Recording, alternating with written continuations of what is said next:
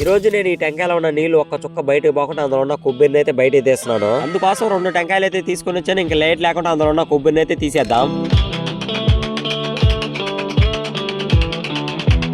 ఆ టెంకాయలో కొబ్బరి ఎలా వచ్చిందో చూసే లోపల మన ఛానల్ ఇంకా సబ్స్క్రైబ్ చేసుకోకపోతే సబ్స్క్రైబ్ చేసుకోండి.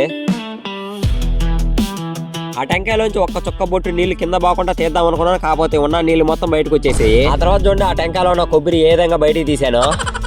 ఇంకా పగలగొట్టిన టెంకాయని తినేసి మిగిలిన టెంకాయని ఎత్తుకొని ఫ్రిడ్జ్ లో పారేసాను. ఫ్రిడ్జ్ లో పారేసిన టెంకాయని 24 గంటల సేపు అలానే వదిలేసి దాని తర్వాత తీసుకుపోయి పగలగొట్టామంటే అందులోంచి ఒక్క చుక్క నీళ్లు బయటికి రాకుండా అందులోంచి కొబ్బరి అయితే బయటికి తీర్చంట. సరే అట్ట కూడా ట్రై చేద్దామని చెప్పి ఫ్రిడ్జ్ లో 24 గంటల సేపు ఉంచి దాని తర్వాత అయితే తీసుకొని వచ్చేసాను. మళ్ళీ ఆ టెంకాయ పైన మన యుద్ధం అయితే స్టార్ట్ చేసేద్దాం. ఫైనల్ గా ఇది కానీ బిస్కెట్ అయిపోయింది. చూడండి ఏ విధంగా వచ్చేసిందో. ఇది నేను చూసిన వీడియోలో మాత్రం సింపుల్ గా భలే తీసేశారు. కాకపోతే మన వల్ల అయితే కాలేదు. అందులో గడ్డగట్టిన కొబ్బరి నీళ్ళు ఎత్తుకొని తింటుంటే మాత్రం మస్తున్నాయి.